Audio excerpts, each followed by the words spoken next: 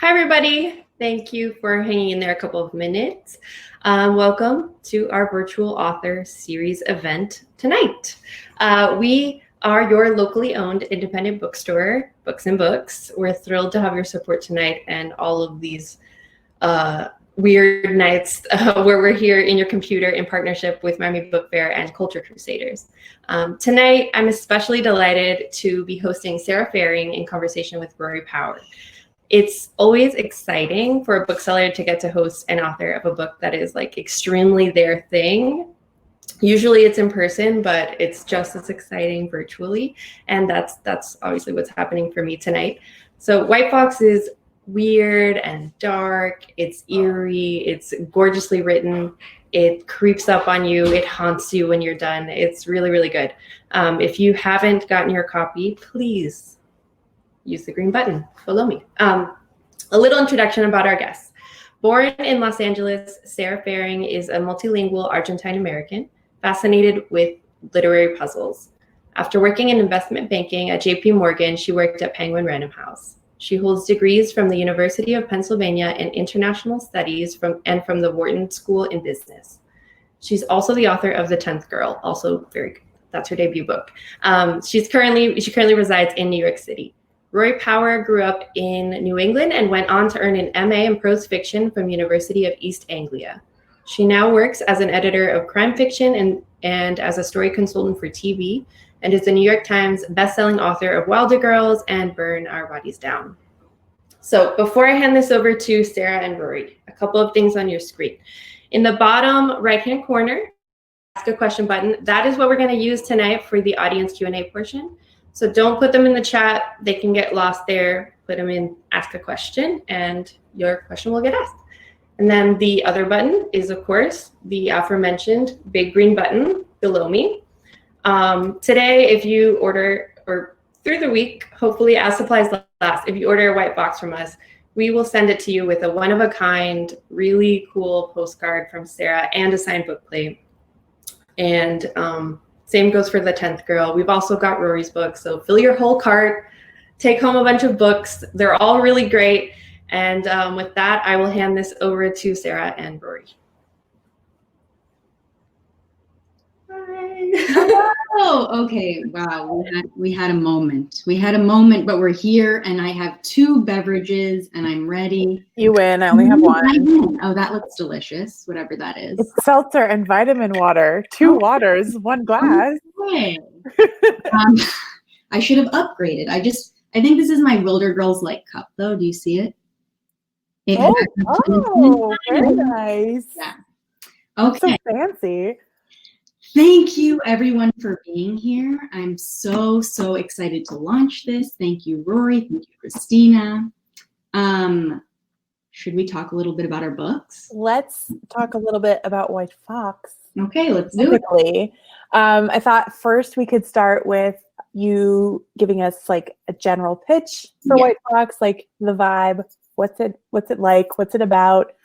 What are perhaps some other pieces of media that if we enjoyed those, we might enjoy this? It's a lot. It's a big question, but.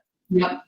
Many pieces. Okay, I'm ready. So White Fox opens on a mysterious Mediterranean island where a world-famous film star lives with her pharmaceutical tycoon husband and their 2 young daughters. And one night, the film star disappears. And it's rumored she's left behind a final film script that's the key to finding her. So 10 years later, her daughters, who are now estranged and living very different lives in Manhattan, return to the island for a retrospective celebrating their mother's work. And they discover the film script, launching the most thrilling journey of their lives as they unravel these very dark and dangerous family secrets. And I've worked on that pitch a lot, and I feel good about it now. I thought it was excellent. Get that one up. So it's a home run. It's one of my favorite books. I mean, I love The 10th Girl so much, but I love this one not more, but like in a different way. I've said this to you before, but like for everybody watching, I think Sara is just one of the smartest writers working right now. I think she's got such an incredible brain, and I'm so pleased to be here talking about the book with her. And if you haven't bought your copy, you should do that now. And also you should ask questions in the chat so that, or rather in the ask a question box, so that we'll talk for like 20-ish minutes and then we will turn to audience questions, which there are already some great ones in there. So Sorry. this is weird. Don't do that. Yep, I'm gonna do that. Yours is on my computer, so I can't do it. But so I figure we should start with the basics, Okay. which is the first thing I want to know is, where did the initial inspiration come from for the book? And was it any different? Because this book is your second book. It was your first book under contract. Yes. It was the first. It has parts of the first book I ever wrote. Oh, interesting. It is actually not the book I sold to get my contract. Ooh. So when I signed with my editor, she only had like a very general idea of what it was about. Mm-hmm. But the inspiration for it, lots of different places, but one of them was when I was 17 or 18. I discovered a long-held secret about my family, and it completely upended my sort of view of myself and my family. And obviously when you're 17, 18, like your emotions are already running pretty. Mm-hmm. And it was a very thrilling time, also very unsettling and raw. And I knew I wanted to sort of put that into a book one day. And so White Fox is that book.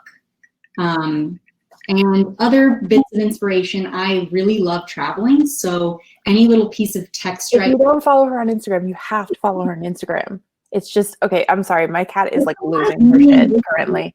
But you have to follow her on Instagram because her travel photography is out of this world. Oh, that was kind of a pun. Oh, I'm sorry about that. Okay, anyway.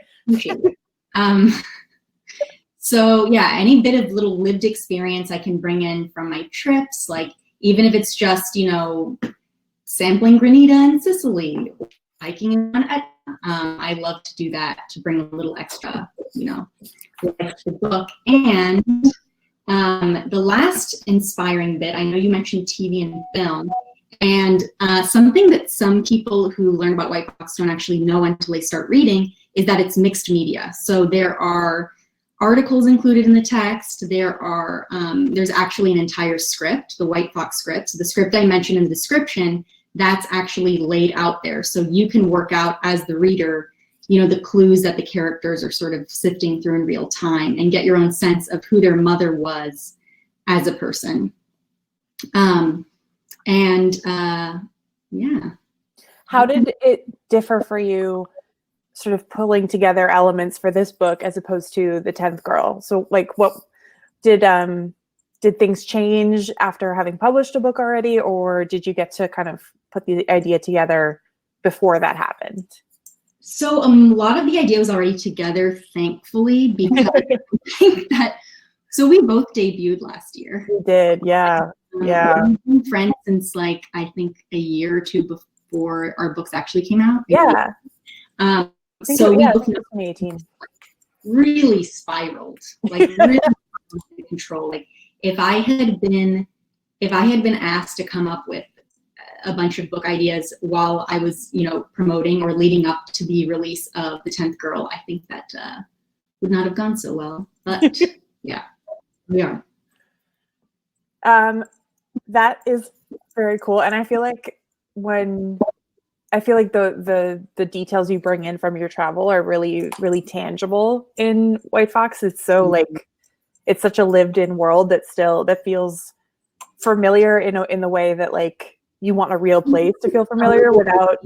Since I know, hopefully it's a little vacation for readers because I know I love traveling for sure. So. Well, that's the great thing. It feels very grounded and real, but also there are all these little things where you're like, what is that? I want to go over there. But another great element of it is that you have these two sisters who really just hold the book together, and they kind of orbit each other. Ooh, I was going to say binary stars. That's a fun analogy. But they just their pull really holds the book together. And I wondered of the two of them, was there one that was easier to write, more difficult to write? Where did you find that one story came really easily, or did you have to really work them in conversation with each other? Oh my God, I'm sorry. She's trying to hang herself. Scallion, the cat. Anyway. Answer. So I love that question because I think there are a couple different ways to read White Fox. And one is a story of these two sisters who grew up in the shadow of these larger than life parents. And one of the ways they learn to define themselves is in contrast to their sister and her sort of role in the family. So we have Nani, who is the older sister, very introverted, like nothing sounds better to her than curling up under her blankets, reading, writing, ordering Thai food. And then we have her younger sister, Tai, who perhaps a little bit to sort of differentiate herself and just, her nature is very extroverted, loves to be the sparkle, be the center of attention. And so the other way of reading the book to me is it's sort of different sides of, I guess, me or a person, because I know that, if you know me, you know I'm a lot more like Nani. I'm that introvert through. I was going to ask which of the sisters you identified with. I think most of the people watching this know me well enough to know that, but when it comes to promotion and being an author, I feel like that has drawn out a lot more of the Thai in me. And I feel like we're so conditioned to feel like extroverts, being extroverted is the path to success, that it's hard to fight that instinct to kind of like bring perform, perform, right. So it was kind of interesting to explore that. So I can't say that one was harder to write than the other, but it did require sort of channeling different bits of myself to get into that character's head. Mm-hmm. Yeah. And do you think that so you have these two sisters, was it different? You mentioned getting into their heads, and you write in both of their voices and also other voices. Yes, I do. And so what's your plan when you go into a book like that? Do you decide from the beginning who's going to have a point of view, or do you sort of take it organically? Was there anybody who had a point of view who doesn't now, or any secrets? Question. There is a bit of a secret, which is that there is a third point of view in this book, which I think you may have been alluding to. Mm-hmm. And it's a character whose voice. You're going to stop there. It's a character. This is the good stuff. The character who really comes to life through articles this character reads. So we're watching in real time as this person reads articles about the world famous actress, and we get a sense that perhaps there is a frightening level of obsession with her, and that perhaps he is a fractured individual, which, to kind of go back to characters that were difficult to write, a lot of the characters in this book have been fractured by their obsession with specifically Mireille, who's the world famous actress. And it was really interesting for me to unpack just how many different forms that could take, because in this book we see as the sisters try to figure out, where she's gone, where their mother's gone, they meet all kinds of characters who show a really unhealthy relationship with their mother, ranging from family members to friends of hers to ex-colleagues to absolute strangers who have their only experience with this person is through, her films. So yes, that was challenging to write someone's sort of descent into madness, I guess. I love that though. As do I. Mm-hmm. And you mentioned film, and we touched on this briefly already, but we both watch a lot of television, like a lot of television. And I wanted to know, are there any pieces of media you watched after that you were like, oh, I totally that's the right vibe? Or was there anything beforehand that you kind of saw making its way into the book later and you're like, oh, I see what I did there? Yeah. Or what would you recommend for someone who loved White Fox, or who will love White Fox, who wasn't ready yet? I think that, let's from a purely film and TV perspective, I think if you loved Knives Out, I think White Fox will be. Oh, yeah. I know that while I was editing this, I was really, really, really obsessed, like to just a bizarre level, and I know you were too, with Succession, the HBO TV show. He won an Emmy. I knew that would bring a reaction. He won. That was a good night. So what that means is, so there's actually one of the characters that was really fun to write in the book is the sister's uncle, who is this tech billionaire, semi-frat bro, very strange person, I sort of love. To give you a little detail from the book, he has a mansion full of themed rooms. So he has his Quentin Tarantino room, and he has his teddy bear room, which is constructed of teddy bears. I think we should pause here actually to take a question from the audience, which is what inspired the teddy bear room.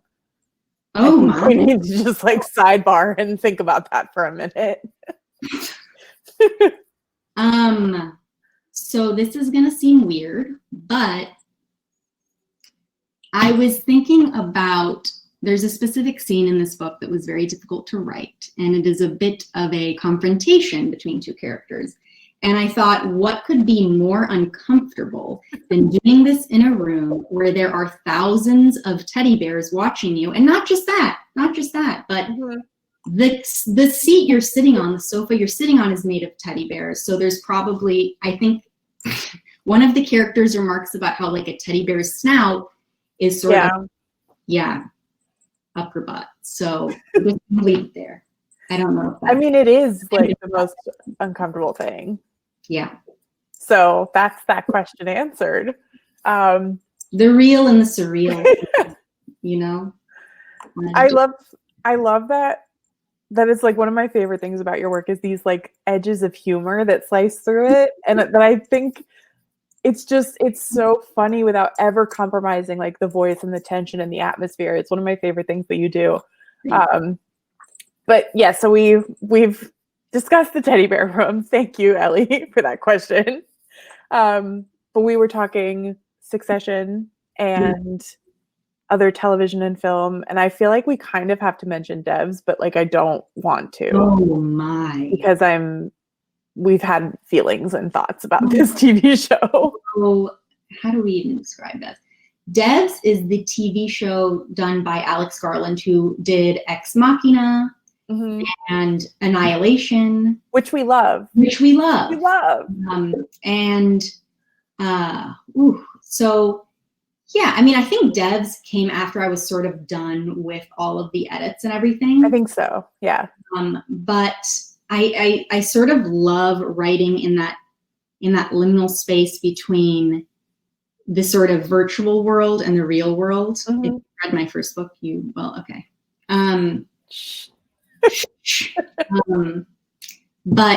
Yeah, so really a lot of White Fox is, just like in Devs, thinking about how technology affects our humanity and how it completely warps our perceptions of the people we love, of, our own emotions and ourselves.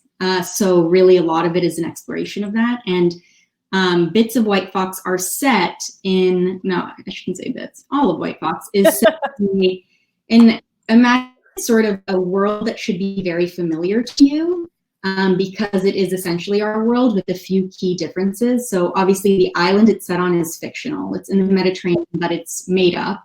So, that required a lot of looking into geography and linguistics and et cetera. But it also incorporates tech advances that we haven't really seen in a sort of mass scale right now. So I was speaking about the sister's uncle, who's that tech billionaire, and his first product is something called the Pocket Girlfriend, which he invents when he's really young, and it is essentially a Tamagotchi that you keep in your pocket. It's like a little pink clamshell, and it's your virtual girlfriend. So obviously we have products like this, but in this world, it takes off. And he could have then taken that success and, gone like the Zuckerberg route, but instead he starts to work on something that's inspired by the sister's parents, who are a pharma tycoon and a film star. And he creates these robotic nurses who care for the elderly and the infirm. So it's little quirks like that, where it should be a world that's completely familiar to you, except for little surreal twists, which I love. Well, actually, I wanted to talk about the technology and the way it functions in the book, because I think there's such an interesting contrast between this sort of ever-present technology, but also you have these like very analog elements, like the idea of them finding like a paper script. Yes. And this is how they have to contend with their mother, is like ink on paper. Yeah. And the concept of a film, which like compared to is technology, but like comparative to the other technology is like in a different direction. Right. So I wondered, was that something you were thinking about, this sort of active balance, and how did you manage going about keeping these two things in conversation? Yeah. So these sisters are, they're 17 and 18 in 2019. So they're of a generation that grew up with all of this tech. Like they spend probably the vast majority of their days online. I mean, I do, but I'm older. Wow, that was a little for them. They spend the vast majority of their days online on social media, sort of filtering the real world through this virtual lens. And I thought that for them, their mother has also, for most of their lives, existed on these screens for them. One of the characters talks about how she pores over old films for clues about what her mother was like, because her mother disappeared when she was only 8 years old. Not to digress, but I just saw the Natalie Wood documentary on HBO. Ooh. And her daughter is produced by her daughter. It's great. You should watch it. Her daughter sort of talks about how, she tried to sort of uncover more clues about her mother's personality, because there's so many sources, it's hard to get a sense of what's true, even in your own memories of this. Yeah. So I thought that to sort of take them from this world where they're viewing everything through a virtual lens and bring them back to the island where they grew up and have them faced with this concrete object, this evidence of their mother and her life. There was something sort of almost magical in that transforms the narrative and really takes everything off. Because, I think that would be, it would feel like, to some degree, like the Holy Grail. You know what I mean? Yeah. It's everything that they haven't had of her. Suddenly something that was of her own creation too, which is right. And to see someone's, even like ink fingerprints and coffee stains and rumpled pages that your mother touched before she left. Well, I think so much of it too is imperfection, because there's a lot of, especially with Ty and her curation of her outward appearance, the contrast between how she and her mother presented themselves to the world and then how they actually are. So I love that aspect of the book. It's one of my favorites. Thank you. I also wanted to ask, is there something that you found you had to cut from the manuscript, or that eventually was not useful anymore, that you miss, or that was your favorite thing? Or did you find that you were mostly just adding things as you went? So I did have to cut. There is one of my favorite scenes in the book is this retrospective, which I briefly mentioned when I was describing the book. And it's the event that really brings the girls back to the island. And even when they first hear about it, it's so eerie because it's held 10 years to the day after their mother has disappeared. And they feel such a mix of emotions about it. On the one hand, it almost feels morbid, as if they're celebrating that she's just disappeared. On the other hand, they're wondering, is this some kind of twisted, almost sociopathic moment where she have a grand reveal to come back?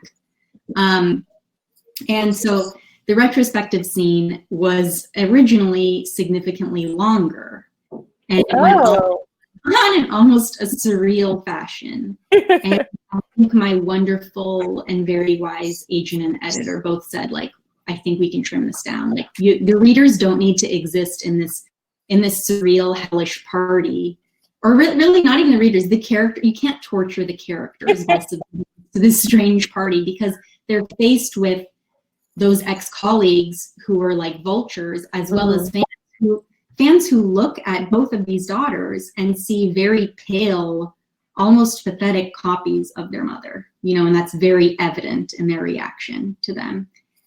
Even beyond that first, glimmer of like, oh, it's them, it's the daughters, So, yeah.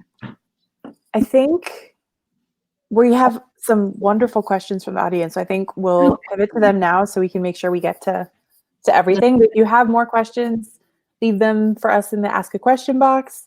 Yeah, let's dig in. The first question, you're from Elizabeth. Your writing is very visual. All senses seem to capture every situation and character. Your earlier career had no connection to the world of the arts, so did you always have the ability to see, smell, taste all that the world offers with that hyper-awareness? Or is it something that you developed as you started writing? Oh, thank you. That's really nice. It's a good question, right? I think that part of my nature has always been to be perhaps a little oversensitive to everything. And what I mean by that is not a crybaby, even though at times I am, but to just sort of feel like, there was too much stimulation. And writing has been a really fulfilling way to learn how to filter those details out and capture the sort of most beauty, even from like my, the mundane from daily life, and really appreciate it. So it almost feels like as I've developed the skill more, almost like a superpower, because I can learn to kind of like turn off and turn on, my not my exposure, but sort of how I absorb the outside world. A way to like catalog everything. Yeah, exactly. So yeah, I think it was sort of a sublimation of this quality that in the past may have been a bit much. Well, I think it's one of the things that I think like your readers really, really respond to, and I do as well, the sensoriness of the world. And I think it helps build out the setting so well. And I actually wanted to pause right here and talk a little bit more about that, about the setting and the atmosphere, because I know that's something that both you and I really love about writing and about books. And in particular, this island that the book is set on is completely fictionalized. And you mentioned some of the research you did and the details that you put together. And I wondered if you could just talk a little bit more about that process and sort of what you started from. Like, was there a particular feature you really wanted to have on the island? Were there any questions that you realized like halfway through the book that you hadn't thought of yet? Or like, what was the trickiest thing about it? That's a great question. Is that no? Okay. I knew from the very beginning that I wanted it to be set on a fictional island because, first of all, I love this sense of sort of almost isolation that you get, when the action takes place on an island. There's just kind of a mystery built into that. I mean, I agree. So, yeah. And I knew I wanted it to be fictional because, again, it was leaning into this idea that I wanted this to be a story that readers could sink into, feeling like this is very familiar and comfortable. The story of two sisters figuring out who their mother was and who they were. But everything's also a bit off. And because it's a bit off, I think, or I hope, that I was able to sort of trigger these moments where you'll be reading and you'll be a little surprised or caught off guard, and that'll make you pause and sort of reflect on some, the sort of elusive quality that we sometimes get as we're moving throughout the day. That, I mean, life is pretty magical and surreal anyway. So I think for me, it's any book I write, it's sort of going to play between the real and the surreal in that way. And it sort of underscores the theme of it being such a surreal experience for these people, for these sisters, to be figuring out who they are. I mean, that's something it's deeply unsettling for anyone at that age, 17, 18, to be figuring out just who they are and trying out these different identities. And I think doing that on this fictional island, which feels brand new to them and will feel also new to the reader in that way, is a way of kind of highlighting that. And I love that there are elements that feel like of the landscape and of what you're describing that feel really familiar, especially like my family's from the Mediterranean. So there was a lot of like, oh yeah, wait, like, just like very familiar up until like the 80% mark. And then there's something a little bit jarring. And I think that really the reader's experience of that really mimics the girl's experience. Yeah. Like, this is what I know about my mother. Okay, wait, that's not what I thought. That's not how I imagined her. Right. So I love hearing about that. But the next question is, what role did you get to play in the very perfect cover of White Fox? Ooh. Oh, I feel like this was a plant from a family member. There is sort of a legend going around that I'm on the cover. Hang on, I have it right here. I mean, can you prove that you're not on the cover? cover? Prove that I'm not. I can't prove that I'm not. But wow. Yeah, but she has. I think my forearm is a little more freckly. So, and yeah, she's a little more toned. Maybe she just hadn't been in the sun. I don't know. I've never seen you two in the same room. I'm just saying. I had input. Like, I think we all get input, and we knew it wanted to be something that, again, was familiar but surreal. I mean, this is sort of an eerie mirrored image that I think speaks to the sort of atmosphere of the book really well. I would like to know in the chat, did you notice the skull right away or no? No, I didn't. I would like to know. Okay, Christina, yes, says the skull, yes, but I didn't notice the skull right away. It took me a very long time. I was just focused on their dress on the girls, and I was like, they look nice, like they're having a good time. Or really not a good time, but if you noticed it right away, I would like to know in the chat.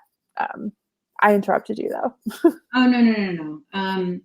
No, yeah, I feel like I got really lucky, and I have to say it is it's very magical in person. Okay, just ask another question so I stop petting the book. Okay.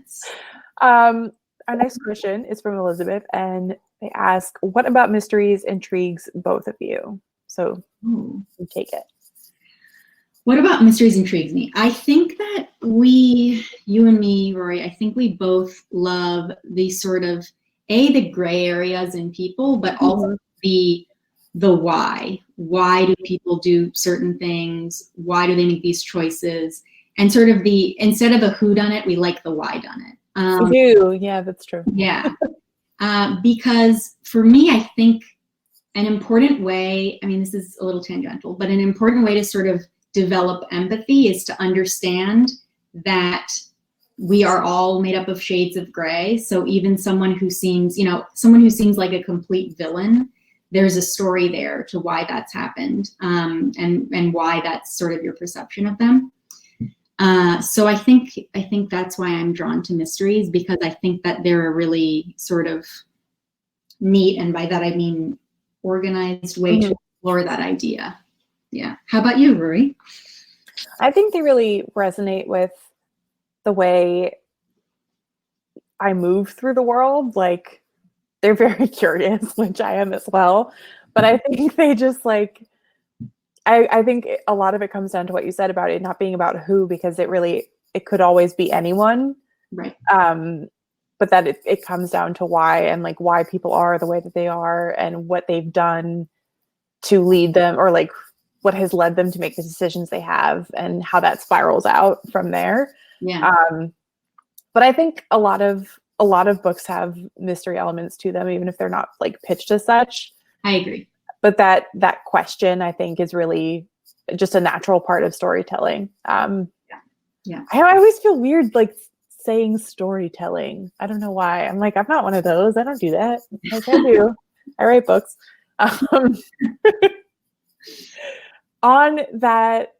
In that note, Pam asks, what techniques do you use to build tension and suspense in said mysteries? So what I really believe is that you need to be asking a question at all times. Mm-hmm. And as soon as you answer that question in the book, in the narrative, another one needs to be either posed immediately or brought up to the surface, having been simmered for a while. So yeah, approaching a thriller, I would definitely almost I don't know, from the very beginning, view it as how are these questions going to be asked and how are they going to be answered? And how is that kind of going to, the sort of domino, how the dominoes are going to fall. What do you think? I feel like you've given good advice on that. I generally work backwards, or like a little bit forwards and then mostly backwards and then meet in the middle. Because I think some people know right from the beginning, like what they want people to find out when, and I'm usually like a little bit surprised myself by what I find out. So I think preserving that like freshness, whatever method that is for you, whether it's like planning from the beginning or just letting it happen. Yeah. I think that surprise, that like organic nature is really important. But I totally agree with what you said about questions. And I think it's important to know what overall question your book is asking. Like, yes. Is it like what happened? Is it why did something happen? Because those are two different things. Yeah. And they're going to push the story in different ways. And I think knowing exactly what you want to ask over the course of the book. I'm making this gesture a lot, but like I'm Mediterranean. I talk with my hands. Yeah, exactly. I think that's really key. And another question that's in that vein is, can you discuss how you wrote the clues and pulled together elements so that the reader gets to figure it out? And something I'm curious about as well is, did you want to play with tension at all between how the reader is figuring it out and how the characters are figuring it out? And was there a difference there? Or did you really want to align those two things pretty closely? There was definitely a difference, because especially when you have 2 points of view, so you follow each sister for a little bit of the story.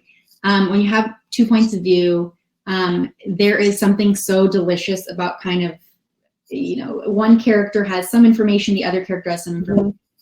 And those aren't aligned completely. And that's going to cause them to make mistakes. And that's going to cause them to make imperfect decisions like we all do. I mean, I think that's very real. And something that was really fun with this book was that when you're reading it, not only are you following this sort of fast-paced narrative from the perspective of these two sisters, but you are also your own detective, making your own opinion of who their mother was, who their mother is, and because, those are different, and where she's gone. So that sort of unravels through the mixed media bits as well as their two narratives. And to sort of be able to carefully plan that out, which, to go back to the question, did require using one of those sort of serial killer-esque walls, which I nice. out a lot. Yeah. Not great for the paint job, but you just stick up, different postcards, and you can kind of, not postcards, note cards. I have postcards in the book. Did you go with like yarn, or did you just? I haven't gone full yarn yet. That feels like the next level up. Something for next time. Yeah, next time. But yeah, shuffling those around to kind of figure out, on some level, I want you to be a little bit infuriated at times with the characters or with, but I also want to give you those really juicy moments where you're like, oh, I know something. I figured something out. Or, oh, this is what's happening. Because I love those in all kinds of media. So I think there's such like the idea of like what works as a main character. Sometimes the way we think about it can be kind of limited in that like we have to like them and we have to like be figuring things out with them. But I love that there's so many different ways you can be engaged with the main character, whether that's like, I don't like you, but I want to find out what happens to you, or like, I'm so upset, like I'm so annoyed that you can't figure this out because I can. And like, obviously there's a balance to strike. Right. But I love that to some degree with the mixed media, you're kind of giving the reader the objective evidence and being like, here's what they saw. Like, what do you like? Now it's your turn. I think that frequently, I read a lot of books where it's expected that the character's emotional journey will be the reader's emotional journey. And I don't feel like that has to be the case. I feel like the reader's emotional journey can be very different from the characters.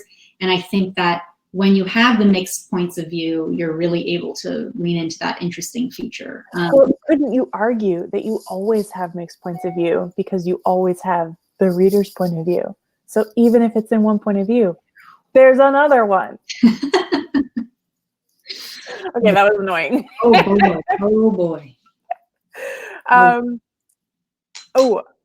Other questions. Let's do. You mentioned note card / postcard, so this ties in nicely. How did you come up with / find the extremely appropriate swag items that Books and Books has to send out? Yes. So what they're sending out, if you buy a copy now, is I've been collecting these sort of one-of-a-kind vintage postcards, and I have some over there, but I'm not going to leave my computer to. They're great. They look great. And I've been collecting them from all over Europe, and they're vintage, and some of them are from the 20s. I found one that was from like before, like 1898. Anyway, some of them have love letters on them. Some of them have weird notes. I actually don't know what they say because I don't speak the language they're in, so that might be. I know. I hope it's not something. I hope it is. So what I did was the reason behind it is that when I'm traveling, I love to send postcards to my family. And when I come home to my mom to visit her, I see on this sort of bulletin board in her bathroom, all of those postcards tacked up. And it feels like a way to sort of connect us through space and time. And it's like in that postcard, we always exist as we did in the moment that I wrote it and she read it, which are two different times. But yeah. And so when I was thinking about that, I was thinking about how much my characters would have loved to stay connected in that same way with their mother, and how it's sort of like the physical version of some of the points in time that they're connected to her, like when they first watched XYZ movie of hers, and they can remember that they were, it's in the book that when Nani is 14, she watches one of the first movies her mom did when her mom was 16. And in that moment, she can remember exactly how she felt as a 14-year-old watching her 16-year-old mother. So I thought that why not slip them into every pre-order, and I'll have that little connection with the reader. And that sounds creepy, but no, I love that. It's like really collapsed time, which is the way that the girls experience their mother so often, through these moments that are so specific to a different instance. That made no sense, but whatever, you get it. I love that. And we have a couple more questions. If you have any other questions, drop them now. I think we'll do a couple more, and then we're coming up on the 45-minute mark. So let's do next. Is there an audio version of the book, and can you tell us about that? If so, yes. So there is an audiobook, and I just listened to a bit of it today. Did you? I'm always too scared. How was it?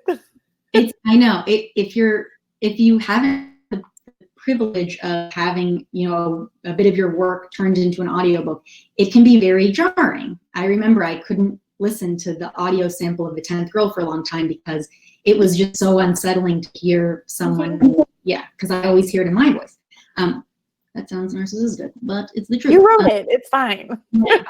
So yes, I did hear it. I think it's terrific. I think that I was actually laughing out loud, which I've never really done in an audiobook, because they captured the sort of nuance of each of the characters' voices. And one of them, Ty, there is just so much vocal fry. It's like she's a Kardashian. Perfect. Oh my God. It's so good. It's so perfect.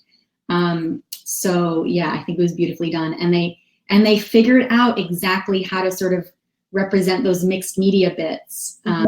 Because they're just, they're very talented voice actors. So all of a sudden you're hearing this like newspaper reporter's voice. And I was like, oh my God. A lot of fun. Let's do two more. Okay. For both of us, if you have been able to read in quarantine, are there any recent reads that you would recommend? And if not, I'm going to say recommend a TV show. Or both. Whichever you like. Okay. I'm going to say this and embarrass you because it's here and I also love it. This was one of my quarantine reads. Was it really? Look familiar? This is Rory's latest book, and it's It's basically, it's set in, what would you call it, corn country, in the middle of the United States. And this young woman, she leaves her mother, who's always been very distant and remote, and goes to her mother's hometown to sort of uncover secrets. And she discovers a girl who is basically her double, identical, and this person is dead.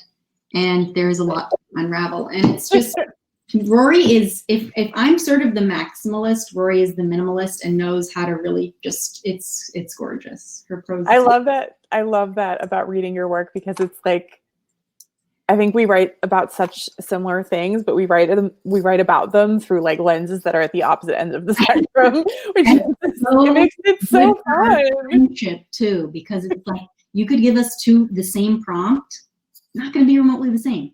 The result. I would write 6 words and Sarah would write 600 words, and they would be amazing. Thank you. But now you have to recommend something that isn't that book. Okay. We talking books or movies or TV or all of the above? All of the above. Okay. Yeah.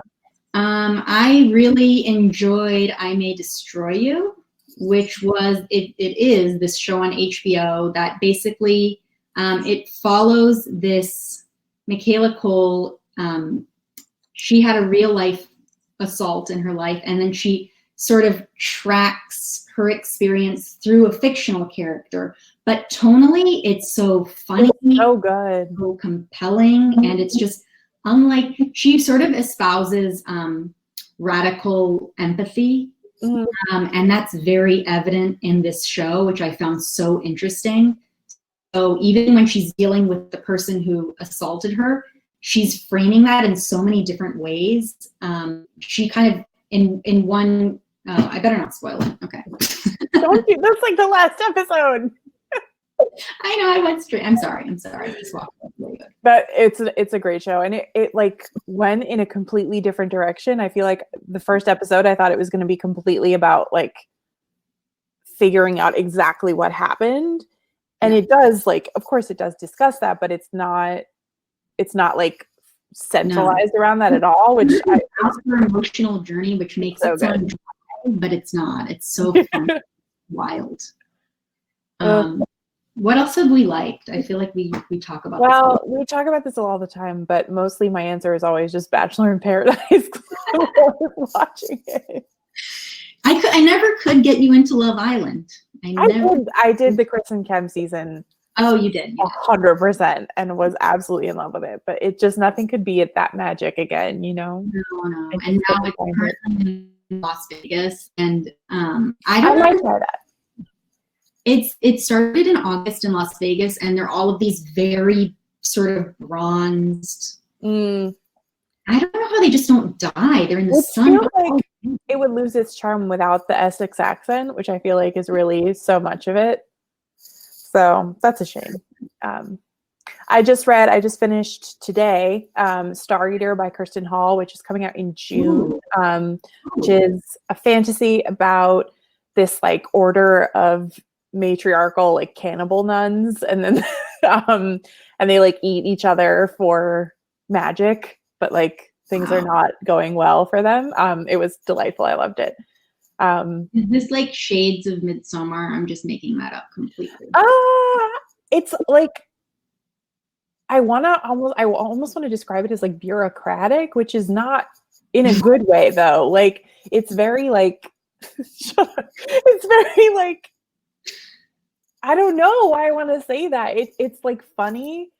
Okay. But not like a comedy. It's just it's very like of itself. I liked it a lot. Yeah. But let's do one last one, which is from Christine. Thank you, Christine. What's coming next for both of you? Ooh. Sarah, what's coming next? So I have something I can talk about and one secret project that I will still talk about because we're friends. The first thing is I have a short story that's in an anthology that's coming out from Wednesday Books, which is a part of Macmillan, in early 2022. And it's a story it's loosely inspired by the story of how my great-great-grandmother was poisoned by tomatoes in 1910 Argentina, 1910-ish. which is something I talked about a lot on tour for the 10th Girl, and it's sort of wonderful to be able to put this down on the page. And it's kind of I want to call it like a feminist reimagining of that story, which was very dark, almost like a reclaiming sort of. Mm-hmm. And I'm really excited for it. It's just so bizarre. There's people eating their diary entries with milk. Yeah. Anyway, and then I'm working on my third book, which is it's an adult novel. Love that. And for, and I'm so excited to dive back in. I can tell you a tiny bit about it, which is that 8 strangers around the globe receive a mysterious invitation to I don't even know how much more I can say. We'll get there. Okay. Well, Ellie is screaming, and I am also screaming. Ellie, I relate to that very hard. As far as what's next for me, I have a third YA coming out next year. We haven't done the whole announcement thing, but we'll do that. And then I have an adult book coming out in 2022, which is it's a fantasy about a family who is very involved in an imperial power structure, and then they decide that's maybe not a good idea anymore, but then some of them think it's chill. So wait, and on your Greek. Oh yeah, it's the vibe is very Byzantine, Northern Greek kind of. Love it. Mosaic kind of vibe. Yeah, I clearly have not worked out how to pitch it yet. No, I'll get better at it. No, I had to drill that first pitch in myself. You're good at it. You got it down. Thank you. I appreciate that. And speaking of that pitch and of Sarah's book, you can buy White Fox at the green button down there. You can also buy any other books you would like from Books and Books. And to say goodbye, look who finally decided to stop shoving her head through the window blind. It's Scallion the cat, who doesn't know what's going on, but she would like to buy White Fox. No more self-destructive. It's just she's so used to hanging out with just you all day. That's the problem with quarantine. She loves White Fox, though. Yeah. Oh, it's Christina is back. Hi, guys. Thank you so much to both of you for joining us. Thank you, Sarah, for launching with us. It's an honor. I love your books. I'm very excited for everything that's coming next. For anyone watching this now or later, again, green button still will work. We'd love to send you a book. We have both of Rory's and both of Sarah's, and we love them both. So thanks to everyone who tuned in. Thank you to our partners, Miami Book Fair and later. And we'll see you next time. Sounds great. Thank you for having us. Thank you.